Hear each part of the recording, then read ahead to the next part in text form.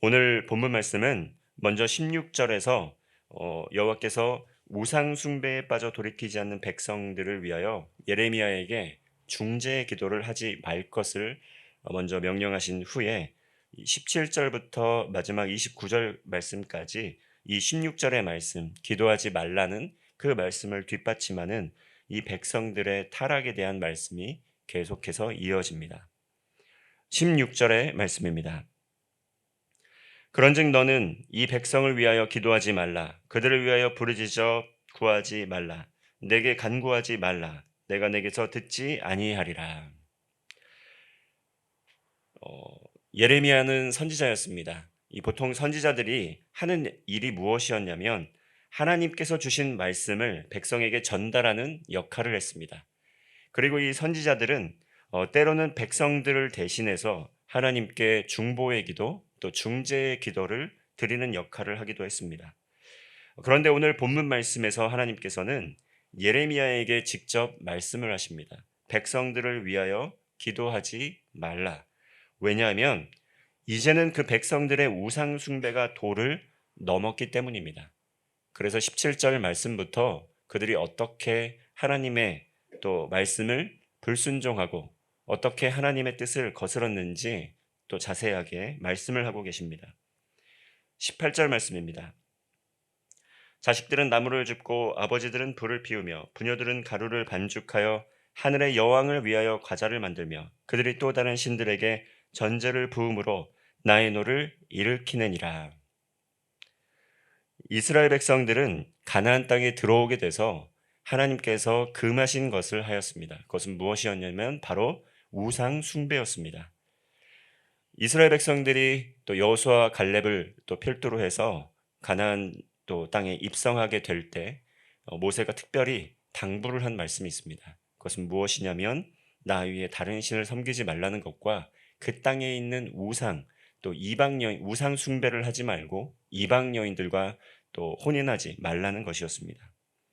이방 여인들과 혼례를 하게 되면 자연스럽게 그들이 믿고 있는 신앙이 또 그들의 가정 가운데 들어오게 되고 그리고 그 영향을 받게 되어서 하나님을 섬기는 그 신앙의 자리에서 떠나가게 되기 때문에 금지하였던 것입니다. 가나안 땅에 있는 대표적인 우상이 바알 그리고 그의 배우자 신으로 여겨지는 아스다롯이 있습니다. 아스다롯은 풍요와 다산의 신이었습니다. 유다의 왕 요시야는 솔로몬 때에 세운 이 아소다롯과 같은 우상 숭배 장소를 파괴하고 종교 개혁을 시도했습니다. 그리고 바벨론의 압력과 예루살렘의 또 함락과 함께 이 아스다롯이라는 이름은 바벨론식 이름인 이쉬타르로 불리게 되었습니다. 그리고 오늘 본문 말씀에 나오는 이 개역개정 성경에서 하늘의 여왕으로 불리고 있다는 것이죠. 이 하늘의 여왕은 아스다롯을 지금 말씀하고 있는 것입니다.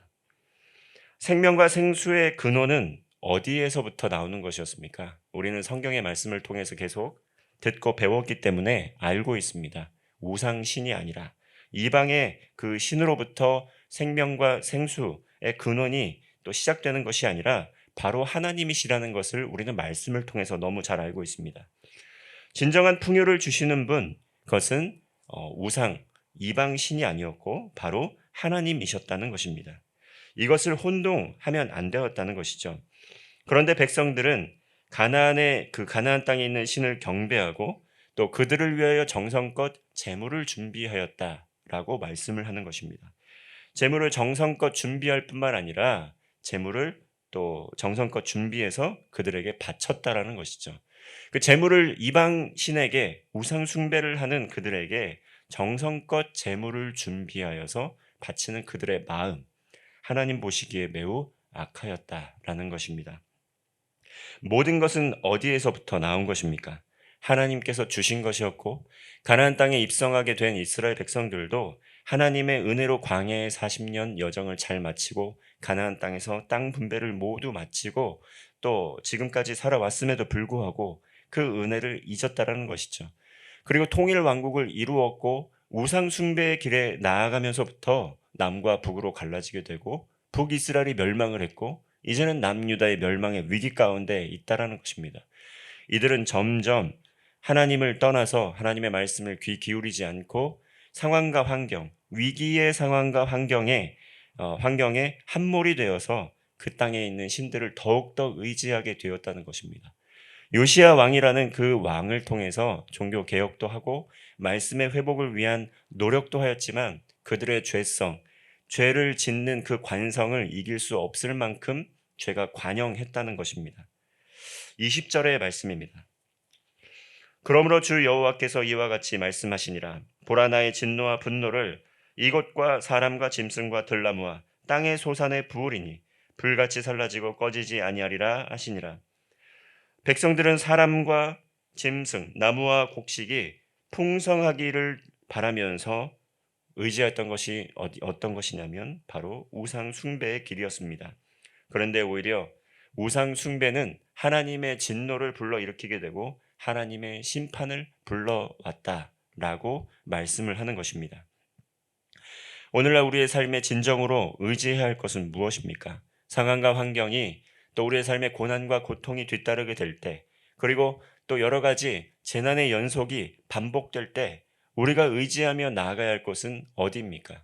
우리의 삶을 돌아보고 지난날 우리가 거쳐왔던 그러한 행보를 돌아보며 우린 하나님 앞에 무릎을 꿇고 하나님께 나아가는 계기로 삼아야 된다는 것입니다. 여러 가지 재난의 때에 또 재해의 때에 그 상황과 환경을 바라보면서 문제에 또 함몰이 되기 앞서서 먼저 해야 될 것은 무엇이냐면 하나님의 보좌 앞으로 나아가 우리의 삶을 또 이 나라와 민족을 위하여 또 간구를 하고 돌이키며 하나님과의 관계를 재정비한 후에 하나님의 뜻을 따라 순종하며 문제를 해결하며 나아가야 된다는 것입니다. 이스라엘 백성은 그렇게 하지 못했습니다. 우린 이것을 통해 하나님께서 주시는 교훈을 받을 수 있어야 된다는 것입니다. 23절의 말씀입니다. 오직 내가 이것을 그들에게 명령하여 이르기를 너희는 내 목소리를 들으라. 그리하면 나는 너희 하나님이 되겠고 너희는 내 백성이 되리라. 너희는 내가 명령한 모든 길로 걸어가라. 그리하면 복을 받으리라 하였으나. 우리가 복을 받는 길은 무엇입니까? 복을 누릴 수 있는 비결은 무엇입니까? 모든 문제 때문에 우리의 삶에 모든 것이 어그러지기 시작할 때 우리가 그 복을 다시 회복하고 누릴 수 있는 길은 무엇입니까? 그것은 바로 하나님의 말씀을 듣고 순종하면서 하나님을 우리의 하나님으로 삼고 우리는 하나님의 백성이 되어서 관계를 회복하며 나아가는 것입니다. 모든 갈등 관계 가운데 관계가 깨어지게 될 때 그것을 회복하기 위해서는 먼저 용서를 구하고 화해하는 과정이 필요합니다. 하나님과의 과정, 하나님과의 관계 회복도 마찬가지입니다. 하나님의 백성으로서 하나님과의 관계를 회복하기 위해서 하나님 앞에 우리의 죄를 낱낱이 고하고 또 하나님께 용서를 구하게 될 때 하나님께서 관용을 베풀어 주시고 긍휼을 베풀어 주시고 자비를 베풀어 주신다는 것입니다. 하나님께서 예레미야에게 너희는 그들을 위하여 중보 기도를 하지 말아라. 너는 그들을 위하여 중재 기도를 하지 말아라. 라는 그 마음의 심경이 어떠하시겠습니까? 이 말씀을 하시는 순간에도 하나님께서는 예레미야 선지자를 통해서 그들에게 앞으로 있을 일들을 경고하는 메시지를 전해주고 계신다는 것입니다. 하나님께서 말씀하시는 이유, 이렇게 경고의 메시지를 주시는 이유는 우리를 심판하는 것 자체에 목적이 있는 것이 아니라 돌이키고 올바르고 바른 관계를 정립하는 데 있다는 그것을 우리는 기억해야 된다는 것입니다. 들을 귀 있는 자는 들을 수 있었습니다. 볼 수 있는 자는 볼 수 있었다는 것이죠. 결국 이스라엘의 남은 자들, 하나님의 말씀을 또 간직하고 있었던 그 남은 자들은 바벨론 땅에서도 풍요를 누리며 또 바로 세워지며 그 이후에 나라를 회복하는 데 쓰임을 받을 수 있었습니다. 하나님께서는 이스라엘 백성에게 명령하시고 원하시는 것은 무엇이었습니까? 그것은 바로 단순한 것입니다. 하나님의 말씀의 자리로 나와 말씀을 듣고 순종하는 것입니다. 그러면 하나님이 그들의 하나님이 되고 그들은 또 하나님의 백성이 되는 그 관계를 회복하는 것이었습니다. 하나님과 백성의 관계를 맺는 것은 착취적인 관계가 아닙니다. 23절의 말씀처럼 오히려 하나님께서 베풀어 주실 복을 받고 누리기 위해서 나에게 나아오라, 말씀에 순종하라 명령을 하는 것입니다. 하나님께서 예비하신 복을 누리는 방법, 그것은 단순합니다. 하나님의 말씀을 따라 순종하고 하나님의 뜻을 우리의 삶에 이루어 가는 것입니다. 그리고 때로는 그 말씀에 반대되는 말들이 있다고 한다면 우리의 삶을 돌이키고 하나님께 은혜를 구하며 뜻을 구하며 능력을 구하며 살아가는 것입니다. 다시 말하면 우리의 고집대로 살아가는 것이 아니라 하나님의 말씀에 우리의 고집도 때로는 꺾고 순종하며 살아가는 것을 하나님께서는 원하신다는 것입니다. 24절의 말씀입니다. 그렇게 하면 복을 받으라 하였지만 24절의 말씀입니다. 그들이 순종하지 아니하며 귀를 기울이지도 아니하고 자신들의 악한 마음의 꾀와 완악한 대로 행하여 그 등을 내게로 돌리고 그 얼굴을 향하지 아니하였으며, 복을 받을 수 있는 길을 분명히 해 주셨음에도 불구하고 그들이 등을 돌리고 얼굴을 하나님께 향하지 않았다, 불순종하였다, 이렇게 말씀하는 것입니다. 악한 마음의 꾀와 완악한 대로 행하여서 하나님을 거역하는 길로 나아갔다는 것이죠. 우상 숭배의 길로 나아간 것입니다. 그 결과 어떻게 됐습니까? 하나님과의 관계가 깨어지게 되고 신뢰가 무너지게 되고 믿음이 사라지게 되고 하나님의 품에서 떠나버리게 된 것입니다. 그 결과 이스라엘 백성들은 복을 누리지 못하고 땅을 잃어버리게 되고 외세 침략에 따라 침략을 통해서 그들의 모든 삶의 주권을 그들이 어떻게 할 수 없는, 그들을 사랑하지 않는 존재들에게 맡기는 신세가 되어 버렸다는 것입니다. 이런 거역과 거절의 상황에서 하나님께서 선지자들을 통해 회개의 기회를, 예레미야를 통해 회개의 기회를 마지막까지도 주고 계시는 것입니다. 25절의 말씀입니다. 너희 조상들이 애굽 땅에서 나온 날부터 오늘까지 내가 내 종 선지자들을 너희에게 보내되 끊임없이 보내었으나, 하나님께서는 그 종 선지자들을 끊임없이 보냈다 말씀을 하고 있습니다. 끊임없는 하나님의 회개와 돌이킴의 선포, 선지자를 통해서 또 주어졌다는 것이죠. 때로는 그들이 그 백성들을 위해서 중재의 기도, 중보의 기도를 끊임없이 해왔다는 것입니다. 그런데 예레미야는 이제 매우 힘든 때, 그 남유다의 멸망의 시기에 하나님께서 마지막으로 멸망의 시기에 보내주신 선지자였다는 것이죠. 그 음성마저도 듣지 않고 돌이키지 않는 자들은 완전히 멸망을 경험하게 될 것입니다. 그들은 어떻게 선지자를 보내왔지만 어떻게 반응하고 있습니까? 26절의 말씀입니다.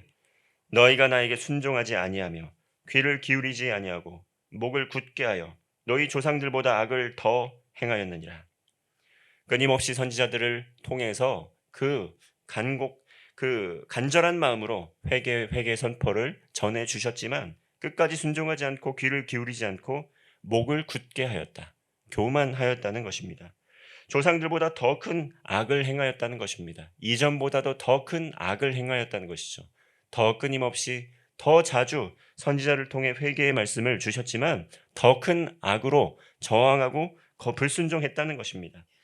하나님께서는 예레미야 선지자의 말씀에 순종하지 않을 것임을, 예레미야를 통해 그 경고의 말씀을 주시지만 듣지 않을 것임을 예언을 하십니다. 28절과 29절의 말씀 읽겠습니다. 너는 그들에게 말하기를 너희는 너희 하나님 여호와의 목소리를 순종하지 아니하며 교훈을 받지 아니하는 민족이라, 진실이 없어져 너희 입에서 끊어졌다 할지니라. 너희 머리털을 베어버리고 벗은 산 위에서 통곡할지어다. 여호와께서 그 노하신 바 이 세대를 끊어버리셨음이라. 완전한 멸망의 때에 우리가 할 수 있는 것은 무엇입니까? 뒤늦게 할 수 있는 것은 무엇입니까? 통곡의 회개밖에 없습니다. 이미 문제가 일어났을 때 회개하고 또 부르짖으며 하나님의 은혜를 구하는 것은 때늦은 후회에 불과합니다. 하나님의 말씀을 들을 수 있을 때 하나님의 말씀의 자리에 나아갈 수 있는 그것은 은혜입니다. 하나님의 말씀을 통해 우리의 삶을 돌이키고 하나님께 감사의 삶을 살 수 있는 것, 그것이 우리에겐 은혜라는 것입니다. 우리의 삶에 어떤 자리에 있든지 간에 하나님께서 우리에게 말씀을 주시고 계십니다. 그리고 우리와 관계를 맺고 계신다는 것입니다. 나는 너희 하나님, 너희는 나의 백성.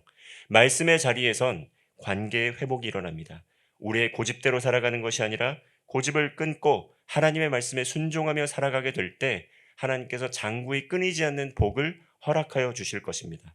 그러나 그것과 반대되는 삶을 살아가게 된다면 지금 읽었던 그 말씀처럼 이 세대를 끊어버리게 되는 멸망과 또 심판의 때가 우리에게 있을 수 있다는 것을, 그런 경고의 메시지를 잘 들어야 하는 것입니다.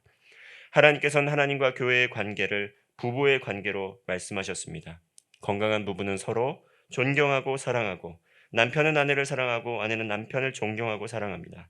마찬가지로 하나님께서 우리를 사랑하시고 교회는 하나님을 경외하고 사랑하고 존경함으로 화답을 해야 하는 것입니다. 오늘날 우리의 삶에 있는 헛된 신, 우상을 제거하고 하나님과의 온전한 관계를 회복하기를 원합니다. 돌이켜야 됩니다. 그리고 오늘 하루 하나님의 말씀을 통해 우리의 삶을 돌아보고 삶의 죄악된 습관, 우상을 완전히 벗어버리고 하나님의 말씀 앞에서 참된 회개가 일어나서 하나님께 영광 돌리며 사는 그런 하루 되시기를 바랍니다. 기도하겠습니다. 하나님, 우리의 눈과 귀를 열어주셔서 주님의 말씀을 보고 들을 수 있는 은혜를 허락하여 주옵소서. 오늘도 말씀을 통해 회개를 명하시는 주님의 말씀 듣고 진정으로 우리의 마음을 돌이키고 회개하는 우리의 삶이 되게 하여 주옵소서. 우상 숭배와 또 하나님을 거역하고 모독하는 사상에 빠지지 않게 하시고 말씀에 순종하는 성도의 삶 되게 하여 주옵소서. 주일부터 화요일까지 진행되는 중고등부 수련회 가운데 함께하여 주셔서 믿음의 다음 세대들이 회개하고 구원받는 은혜의 수련회 될 수 있도록 인도하여 주옵소서. 우리 구주 예수 그리스도의 이름으로 기도하옵나이다. 아멘.